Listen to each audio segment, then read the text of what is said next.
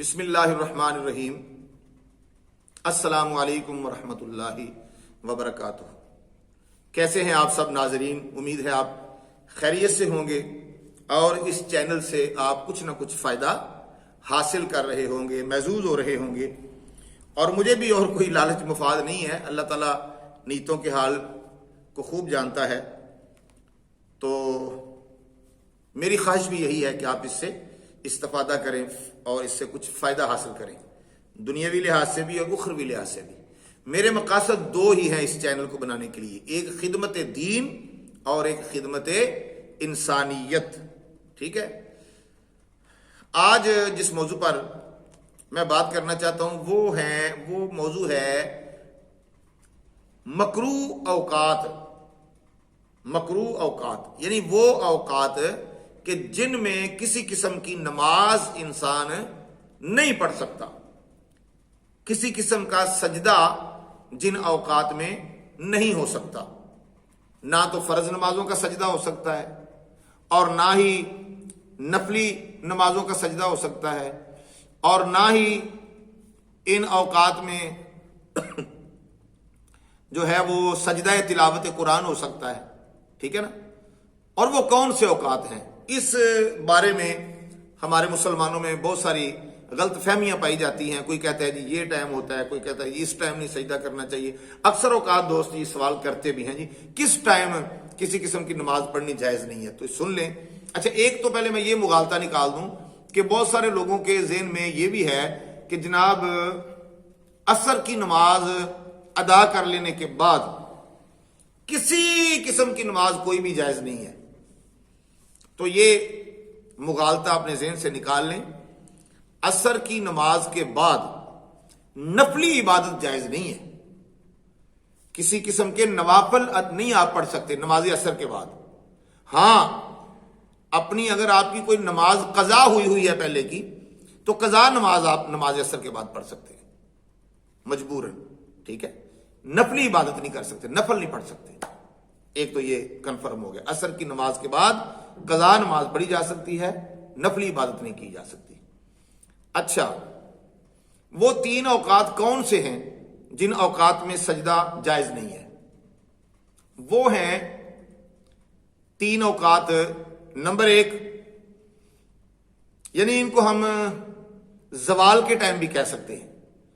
زوال کے ٹائم بعض بندے کہتے ہیں جی رات کے 12 بجے سنا ہے کہ کوئی نماز نہیں پڑھنی چاہیے، تلاوت نہیں کرنی چاہیے رات کے 12 بجے کے بعد۔ یہ رات کے 12 بجے زوال کا ٹائم ہوتا ہے، تو یاد رکھیں رات کے کسی پہر میں کوئی زوال کا ٹائم نہیں ہوتا۔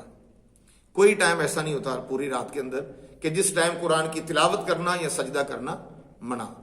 وہ تین اوقات یہ ہیں۔ سب سے پہلے وہ وقت ہے جب صبح سورج طلوع ہوتا ہے، یعنی سورج طلوع ہونے کا جو وقت ہوتا ہے نا،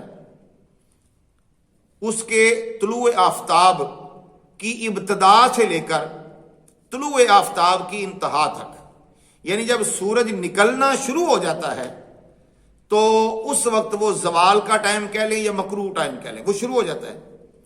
اور جب تک سورج مکمل نکل نہیں جاتا اس وقت تک وہ ٹائم رہتا ہے۔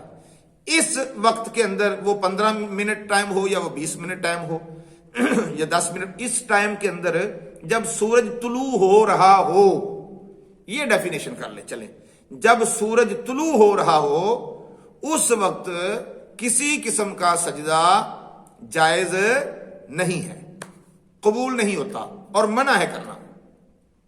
نمبر دو، جب دن میں، اس میں اب گھڑی کے ٹائم کا حساب نہیں ہوتا،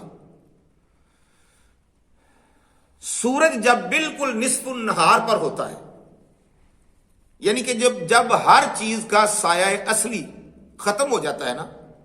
سایہ اصلی کسے کہتے ہیں؟ سایہ اصلی ہوتا ہے کہ آپ کا قد ہے 5 فٹ، اور سایہ اصلی آپ کا اگر ہوگا تو وہ بھی 5 فٹ ہی ہوگا، وہ سایہ اصلی ہے۔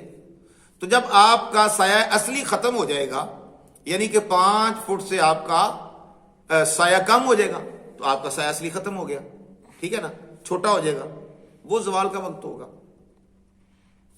سورج بالکل جب نصف النہار پہ ہوتا ہے تب یہ معاملہ ہوتا ہے کہ سایہ اصلی ختم ہو جاتا ہے بندے کا.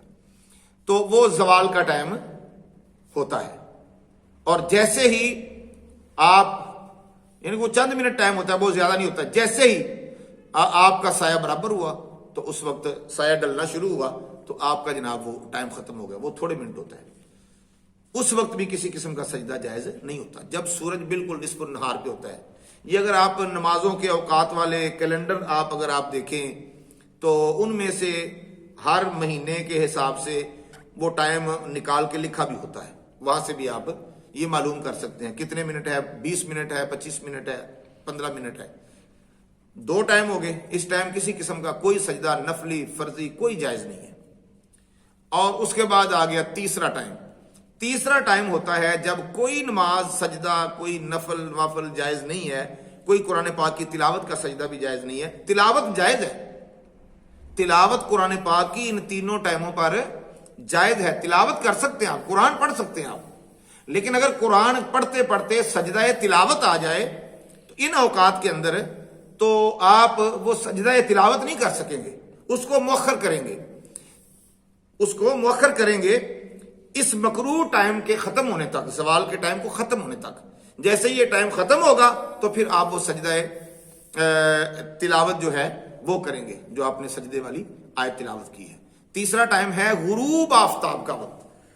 یعنی غروب آفتاب جب سورج ڈوبنا شروع ہو جائے اس وقت سے لے کر جب تک مکمل سورج ڈوب نہ جائے, یہ جو ٹائم ہوتا ہے اس ٹائم بھی کسی قسم کا سجدہ بالکل جائز نہیں ہوتا. کسی قسم کی نماز فرضی نفلی کوئی بھی جائز نہیں ہوتی.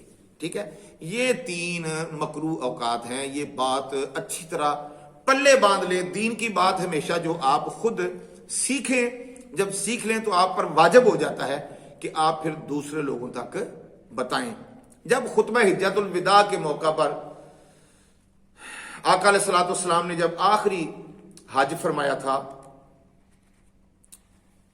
خطبہ حجۃ الوداع کے موقع پر آپ نے جب خطبہ دیا تھا, وہ تو بڑا طویل خطبہ ہے, اس کے اندر آقا علیہ الصلوۃ والسلام نے 1,24,000 کے قریب صحابہ کرام نبی پاک علیہ الصلوۃ والسلام کے ہمراہ تھے اس وقت.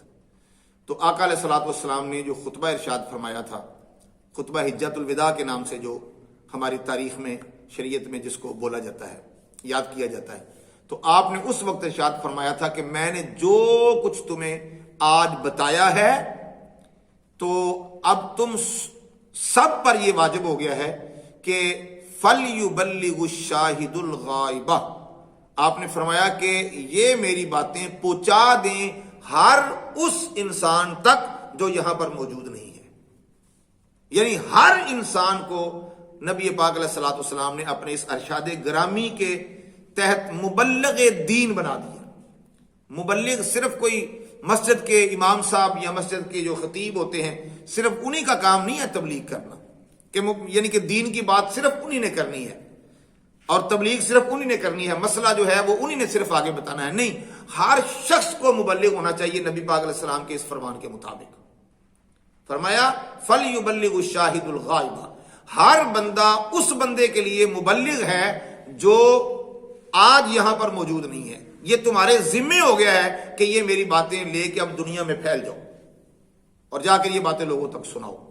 اسی طرح ہمارے لوگوں کو چاہیے, ہمارے جوانوں کو, بزرگوں کو, بھائیوں کو, بیٹوں کو, کہ جب وہ جاتے ہیں محافل کے اندر, مساجد کے اندر, وہاں سے جا کر جو مسائل سنتے ہیں, جو دین کی بات سنتے ہیں, تو ان کو چاہیے کہ وہ سب سے پہلے جب اپنے گھر پہنچتے ہیں تو اپنے گھر کی خواتین کو وہ سنایا کریں, اپنی مستورات کو سنایا کریں. باپ ہے تو اپنی بیٹیوں کو آ کے وہ دین کی باتیں سنائے, بھائی ہے تو وہ اپنی ماں کو, اپنی بہنوں کو آ کر سنائے, شوہر ہے اپنی بیوی کو سنائے. ٹھیک ہے, اللہ تبارک و تعالی ہم سب کو دین کے راستے پر چلنے کی توفیق عطا فرمائے, دین کو سمجھنے کی, عمل کرنے کی اور دین کو لوگوں تک پہنچانے کی توفیق عطا فرمائے. اس چینل کو آپ نے سبسکرائب ضرور کرنا ہے, یہ آپ کا اپنا چینل ہے. ٹھیک ہے جی, اللہ حافظ. انشاءاللہ نیکسٹ نئی کسی ویڈیو کے ساتھ آپ سے ملاقات ہو.